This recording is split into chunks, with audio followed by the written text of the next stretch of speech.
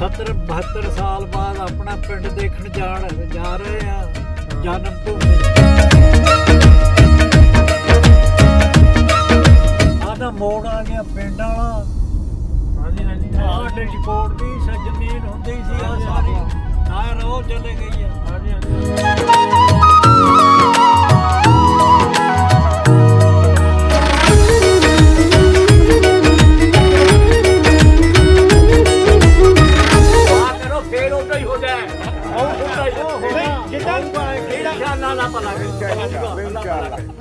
हो जी आप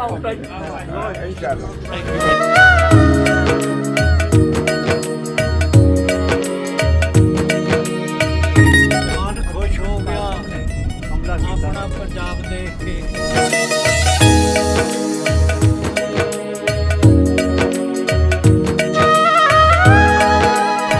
ਸਾਰਾ ਤੋਂ ਬੈਸਟ ਆ ਜੀ।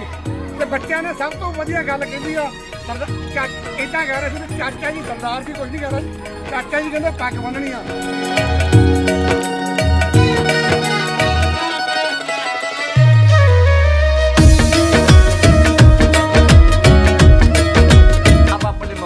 बटन खोल देते थे हुब्बुल बतनुल ईमान, जिसके बटन में हुब्ब नहीं उसके दिल में ईमान नहीं।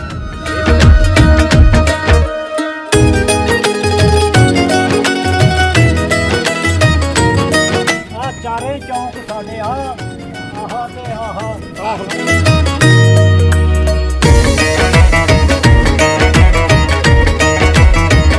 ਜਿੱਥੇ ਗੁਰਦੁਆਰੇ ਕਿੰਨੇ ਹੁੰਦੇ ਸੀ? ਗੁਰਦੁਆਰੇ ਤਿੰਨ ਸੀ। ਕਿਹੜਾ ਇੱਕ ਇਹ ਸੀ ਤੇ ਇੱਕ ਪਿੰਡ ਦੇ ਉਧਰਲੀ ਗੁੱਠੇ ਜਾ ਕੇ ਨੇ ਉਹਨਾਂ ਉਹ ਹੈ ਛੱਪੜ ਦੇ ਦੂਆ ਭਾਗ ਸੋਹਣਾ ਸੀ ਉਹ ਬਾਜ਼ਾਰ 'ਚ।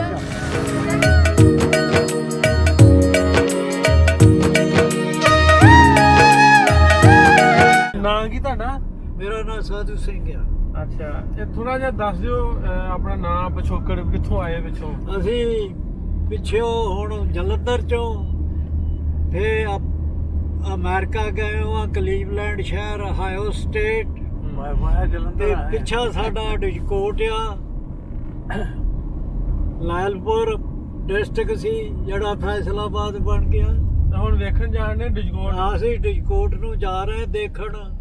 ਕਿਵੇਂ ਦਾ ਮਹਿਸੂਸ ਹੋ ਰਿਹਾ? ਹਾਂ, ਢਿੱਲੋਂ ਬਰਾਦਰੀ ਆ ਅਸੀਂ। ਕਿਵੇਂ ਦਾ ਮਹਿਸੂਸ ਹੋ ਰਿਹਾ? ਆਪਣੇ ਪਿੰਡ ਜਾ ਰਹੇ ਹੋ? ਹਾਂ, ਪਿੰਡ ਜਾ ਰਹੇ ਆ ਅਸੀਂ ਹੁਣ। ਕਿੰਨੀ ਉਮਰ ਸੀ ਜਦੋਂ ਛੱਡ ਕੇ ਗਏ? 11 ਸਾਲਾਂ ਦੇ। ਕੋਈ ਯਾਦ ਹੈ? 11 ਸਾਲਾਂ ਦਾ ਸੀ ਇਹ। ਹੁਣ 70-72 ਸਾਲ ਬਾਅਦ ਆਪਣਾ ਪਿੰਡ ਦੇਖਣ ਜਾ ਰਹੇ ਆ ਜਨਮ ਭੂਮੀ।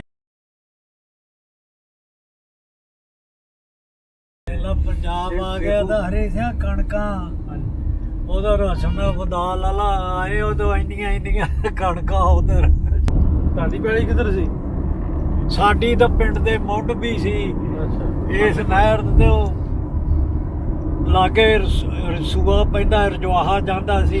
ਤੁਸੀਂ ਚੜ੍ਹਦੇ ਬੰਦੇ? ਉਹ 12-11 ਚੱਕ ਕੇ ਉੱਥੇ ਖਤਮ ਹੋ ਜਾਂਦਾ। ਉਸ ਰਜਵਾਹੇ ਤੇ ਸੀ ਜ਼ਮੀਨਾਂ, ਜੰਗਲੀਆਂ ਵਾਲੇ ਪਾਸੇ ਸੀਗੇ। ਹਾਂ, ਉਹ ਹੀਰੋ ਪੀਰੋ ਸੀ ਜਿੱਧਰ ਨੂੰ ਉਹ ਹੀ ਸੂਆ ਜਾਂਦਾ ਸੀ। ਹੀਰੋ ਪੀਰੋ ਤਾਂ ਉਹਦੇ ਮੁੰਡੇ ਵੀ ਪਹਿਲਾਂ ਦੋ ਪੜਦੇ ਹੁੰਦੇ। ਰਾਈਆਂ ਦਾ ਪਿੰਡ ਸੀ। ਰਾਈਆਂ ਦਾ ਪਿੰਡ ਸੀ। ਗਦਰੇ ਬਹੁਤ ਉਹ ਕੋਠੋ ਹਰੀ ਕਹਿੰਦੇ ਹੁੰਦੇ ਸੀ ਉਹਨਾਂ ਦੇ। ਬੜੇ ਸਾਨਾਰ ਕੇ ਹੁਣੇ ਉਹਨੇ ਡੱਬ ਖੜੱਬੇ। ਹਾਲੇ ਬਚਪਨ ਦੀ ਆ ਯਾਦਾਂ ਚੇਤੇ ਆ।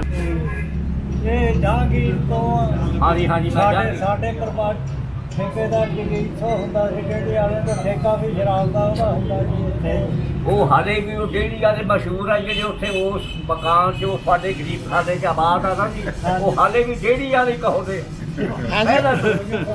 ਹਾਂਜੀ, ਹੈ ਉਹ ਪਿਛੋਂ ਛਾਪੇ ਦੇ ਜ਼ਿਲ੍ਹਾ ਅੰਮ੍ਰਿਤਸਰ ਛਾਪੇ ਦੇ ਲੋਕ ਆ। ਉਹ ਜੱਟ ਬਰਾੜੀ ਨਾਲ ਬੈਠੇ ਆ। ਉਹ ਉੱਥੇ ਆ ਕੇ ਬੈਠੇ। ਉਹ ਹਾਲੇ ਜੇ ਅਸੀਂ ਕੋਈ ਫੌਜੀ ਦੀ ਦਾ ਕੋਈ ਸ਼ਾਦੀ ਦਾ ਇਲਾਜ ਕਰਾਈਏ ਨਾ तो डेढ़ी वाला का कही भी डेढ़ी वाले बैठे आ भाई हाले मशहूर बारू फटे भी ਸਾਨੂੰ ਉਧਰ ਪਾਕਿਸਤਾਨ 'ਚ ਵੀ ਬਜ਼ੁਰਗ ਡੇੜੀ ਵਾਲੇ ਕਹਿੰਦੇ ਆ। अच्छा जी ਉਧਰ ਸੌਰੀ ਪਾਕਿਸਤਾਨ ਪੰਜਾਬ ਇੰਡੀਆ 'ਚ ਇੱਧਰ ਕਰਕੇ ਸਾਡੀ ਹਾਲੇ ਵੀ ਡੇੜੀ ਵਾਲੇ ਆ।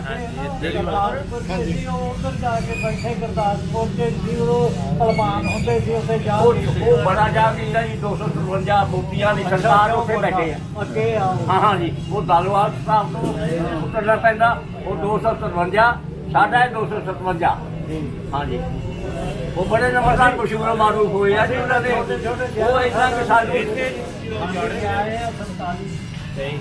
ਜਿੱਥੇ ਪੁਰਾਣਾ ਕਾਰਖਾਨਾ ਉਹ ਘਰਾਂ ਦੇ ਨੇੜੇ ਸਾਡਾ ਘਰ ਉੱਥੇ ਬਾਜ਼ਾਰ ਚ ਮੇਨ ਹੋ ਜਾ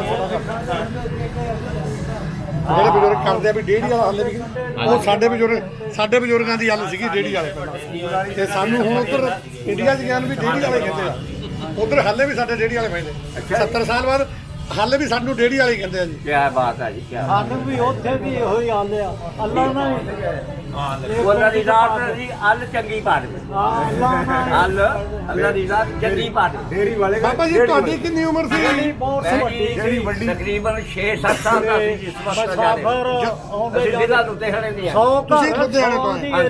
ਲੁਧਿਆਣੇ 'ਚ ਕਿਹੜਾ ਪਿੰਡ ਸਾਡਾ ਪਿੰਡ ਛੋਟਾ ਜਿਹਾ ਸੀ ਜੀ ਕੰਗਲਾਲ ਲੁਧਿਆਣੇ ਢਾਰੀ ਇਹ ਸਾਰੇ ਆਲੇ ਦਾਲੇ ਪਿੰਡ ਦੇ ਸੀ ਜੀ ਤੁਸੀਂ ਕਦੀ ਵਾਪਸ ਨਹੀਂ ਗਏ ਨਹੀਂ ਜੀ ਬਜ਼ੁਰਗ ਵੀ ਪਹਿਲੀ ਵਾਰੀ 73 ਸਾਲ ਬਾਅਦ ਮੇਰਾ ਆਇਆ ਮਕਸਦ 6-7 ਸਾਲ ਦੀ ਉਮਰ ਦੀ ਸਾਡਾ ਜੀ ਕਰਦਾ ਆਪਣਾ ਇਲਾਕਾ ਵੇਖਣ ਨੂੰ ਇਹ ਕਰਕੇ ਆਏ ਕੀ ਬਾਤ ਹੈ ਜੀ ਮੈਂ ਕੀ ਅਰਜ਼ ਕੀਤੀ ਹੈ ਵਤਨ ਹਾਂ ਵਤਨ ਕੁਛ ਨਹੀਂ ਹੋਗਾ ਜਨਮ ਪਿੰਡ ਦੇਖਣ ਲਈ अर्ज करता मैं हजूर सल्लल्लाहु की रात से मुबारक जिस वक्त मदीना शरीफ मक्कियों हवा चलती थी ना मक्कियों कि आप अपने मुबारक बटन खोल देते थे हुब्बुल वतन ईमान जिसके वतन में हुब नहीं उसके दिल में ईमान है ये मुसलमान है आखिर बड़ा वतन है इतने जन्म वाला है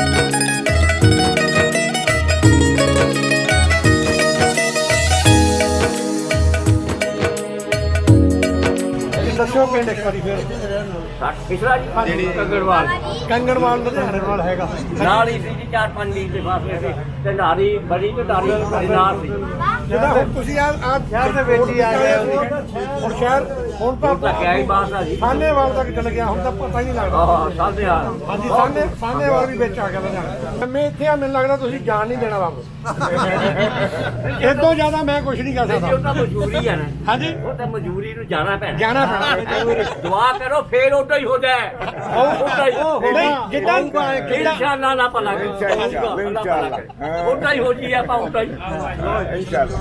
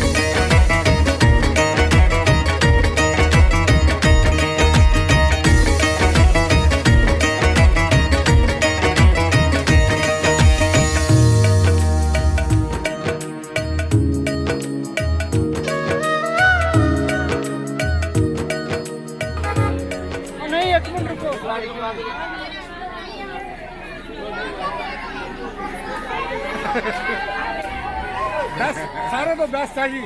ਤੇ ਬੱਚਿਆਂ ਨੇ ਸਭ ਤੋਂ ਵਧੀਆ ਗੱਲ ਕਹਿੰਦੀ ਆ ਸਰਦਾਰ ਇਦਾਂ ਕਹਿ ਰਹੇ ਸੀ ਵੀ ਚਾਚਾ ਜੀ ਸਰਦਾਰ ਜੀ ਕੁਝ ਨਹੀਂ ਕਹਿ ਰਿਹਾ ਜੀ, ਚਾਚਾ ਜੀ ਕਹਿੰਦੇ ਪੱਗ ਬੰਨਣੀ ਆ। ਤੇ ਮੈਂ ਇਹ ਵੀ ਕਿਹਾ, ਮੈਂ ਕਿਹਾ ਪੁੱਤਰ ਸਾਲ ਬਾਅਦ ਆਊਂਗਾ, ਪੱਗਾਂ ਦਾ ਥਾਂ ਲੈ ਕੇ ਜਾਊਂਗਾ, ਛੋਟੀਆਂ ਛੋਟੀਆਂ ਸਾਰਿਆਂ ਦੇ ਬੰਨ ਕੇ ਜਾਊਂਗਾ। ਕੀ ਮਸਜਿਦ ਸੀ ਇਹ ਗੁਰਦੁਆਰਾ ਸੀ। ਅੱਛਾ ਆਹ ਮੇਨ ਚੌਂਕ ਸੀ ਆਪਣੇ ਕੋਲ।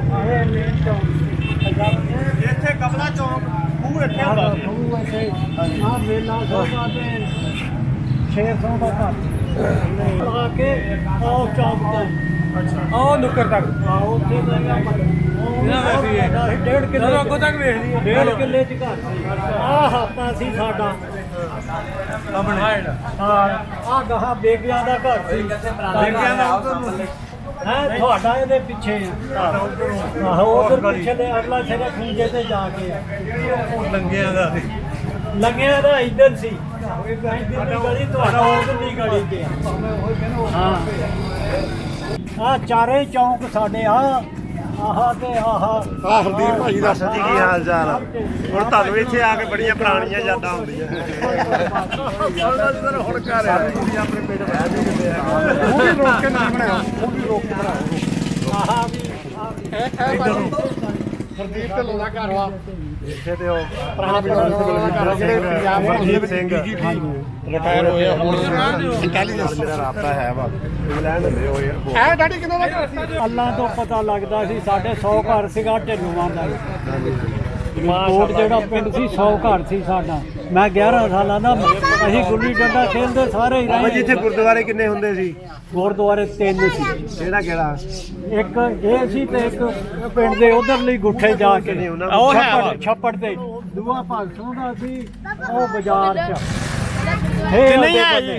ਹੋਰ ਇੱਥੇ ਸੀ ਬੌਲੀ ਵਾਲਾ ਖੂਹ। ਹੋਰ ਦੱਸ ਭਾਈਏ ਵਾਲਾ ਖੂਹ, ਭਾਈਆਂ ਵਾਲਾ ਖੂਹ ਗੁਰਦੁਆਰਾ ਕਿਹੜਾ ਸੀ? ਜੀ ਭਾਈਆਂ ਵਾਲਾ ਗੁਰਦੁਆਰਾ ਇੱਥੇ ਕਿਹੜਾ ਸੀ? ਭਾਈਆਂ ਵਾਲਾ ਨਹੀਂ, ਭੱਟ ਉਹ ਸੀਗਾ ਭਾਪਿਆਂ ਦਾ। ਉਹੋ ਹੀ ਭਾਈਆਂ ਵਾਲਾ ਕਹਿੰਦੇ ਸੀ। ਉਹ ਭਗਤ ਸਿੰਘ ਭੱਠੇ ਵਾਲਾ ਕਹਿੰਦੇ। ਮਗਰੋਂ ਪਿੰਡ 'ਚ ਰੋਟੀਆਂ ਇਕੱਠੀਆਂ ਕਰਕੇ ਤੇ ਜਿਹੜਾ ਰਾਹਗੀਰ ਆਉਂਦਾ ਸੀ ਉਹਨੂੰ ਵੇਚਦਾ ਹੁੰਦਾ ਸੀ। ਪਾਪਾ ਸੀ ਜਿਹੜਾ ਸਾਡਾ ਵੱਡਾ ਗੁਰਦੁਆਰਾ ਸੀ, ਹੈ ਨਾ। ਇੱਥੇ ਤੁਹਾਡੇ ਤੋਂ ਪਹਿਲੇ ਤੁਹਾਡੇ ਨਾਲ ਮਾਨਕੋ ਦੇ ਵਿੱਚ ਹੋਰ ਵੀ ਉਧਰੋਂ ਲੋਕ ਆਏ ਸੀਗੇ ਜਿਹੜੇ ਇੱਧਰ ਆ ਕੇ ਪਛਾਣੇ ਹੋਏ ਸੀ। ਉਹਨਾਂ ਦੇ ਵਿੱਚੋਂ ਕਿਸੇ ਦੀ ਜਾਣ ਪਹਿਚਾਣ ਹੈ? ਕਿਹੜੀ ਬਰਾਦਰੀ ਦੇ ਆਏ ਸੀ, ਕਿਹੜੇ ਨਹੀਂ? ਅਸੀਂ ਹਾਂਜੀ। ਸਿੱਖ ਆਏ ਸੀ। ਢਿੱਲੋਂ ਬਰਾਦਰੀ ਦਾ 100 ਘਰ ਸੀ। ਇੱਥੇ ਸਾਰੇ ਢਿੱਲੋਂ ਸਾਰੇ ਰਹਿੰਦੇ ਜੀ? ਢਿੱਲੋਂ ਮਾਨਕੋ ਤੋਂ ਸਾਰੇ ਢਿੱਲੋਂ। ਇੱਕ ਦੋ ਘਰ ਦੂਏ ਗੋਦ ਦੇ ਸੀਗੇ। ਉਹ ਨਾਨਕਾ ਢੇਰੀ ਸਾਡੇ ਪਿੰਡ 'ਚ ਢਿੱਲੋਂ ਹੀ ਕਹਾਉਂਦੇ ਸੀ। ਬਹਾਨੀ ਦੇ ਸੀ ਤੇ ਇੱਕ ਕਾਲ ਕਟਾਂ ਦੇ ਸੀ। ਕਾਲ ਕਟ ਸੀ। ਮਾਨਕੋ ਦੇ ਵਿੱਚੋਂ ਨਾ ਉਹ ਸਾਡੇ ਸਾਹਮਣੇ ਕੋਨੇ ਦੇ ਬੈਠੇ ਭਰਾਈ ਆਏ ਸੀਗੇ ਪਿੱਛੋਂ। ਭਰਾਈ ਮੈਂ ਹੁਣ ਤੈਨੂੰ ਉਹ ਵੀ ਮੈਨੂੰ ਚੇਤਾ ਆ ਗਿਆ। ਭਰਾਈ ਫਜਲ ਹੈਗਾ। ਮਹਿੰਗਾ ਹੈ ਜੀ, ਮਹਿੰਗਾ ਹੈ। ਫਜਲ ਫੌਤ ਹੋ ਗਿਆ ਜੀ। ਮਹਿੰਗਾ ਉਹਦਾ ਵੱਡਾ ਭਰਾ ਸੀ। ਮਹਿੰਗਾ ਵੀ ਮਰ ਗਿਆ। ਮਹਿੰਗਾ ਮੈਂ ਵੀ ਜਾਣਦਾ ਫਜਲ ਦਾ ਮਹਿੰਗੇ ਨਹੀਂ। ਹਾਂਜੀ। ਮਹਿੰਗਾ ਵੱਡਾ ਸੀ ਫਜਲ। ਉਹ ਹਾਂ ਫਜਲ ਥੋੜੀ ਦੇਰ ਹੀ ਹੋਈ ਹੈ, ਬਹੁਤ ਹੋਇਆ ਜੀ 5-6 ਸਾਲ ਹੀ ਹੋਏ। ਭੱਜੋ ਜਿਹਨੂੰ ਬਾਂਝ ਦਾ ਬੜੀ ਭਰਾਈਆਂ ਦਾ ਗੁੱਠ ਤੇ ਇੱਧਰ ਨਹੀਂ, ਮਹਿੰਗੇ ਨੂੰ ਜਾਣਦੇ ਖੱਬਿਆਂ ਦੇ ਕਹਿੰਦੇ ਸੀ। ਨਹੀਂ ਉਦੋਂ ਠੋਕਣਾ ਭੱਜੋ ਸੀਗਾ। ਵੋਟਾਂ ਨਾ ਪਤਾ ਲੱਗ ਜਾਂਦੀ ਸੀ। ਚਾਹੇ ਅੱਲਾ ਪੰਜਾ 100 ਹੀ ਜੈਲਦਾਰਾ ਖੋਲ ਕੇ ਸਰਦਾਰ ਨੂੰ ਡੇਰੇ ਦੇ ਨਾਲ ਲੱਗ ਗਿਆ।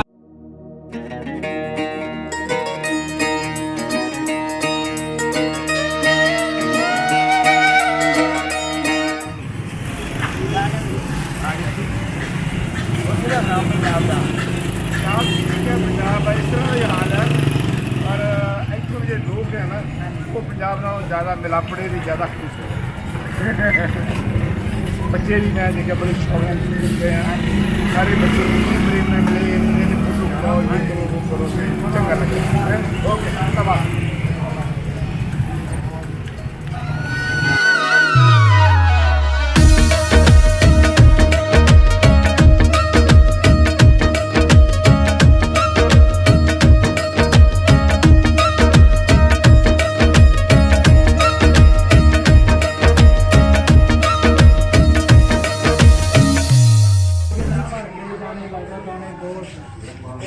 ਦੋ ਲੰਗਰ ਲੱਗਦੇ ਹੁੰਦੇ ਕਿ ਹਿੰਦੂਆਂ ਸਿੱਖਾਂ ਦਾ ਇੱਕ ਮੁਸਲਮਾਨ ਦਾ।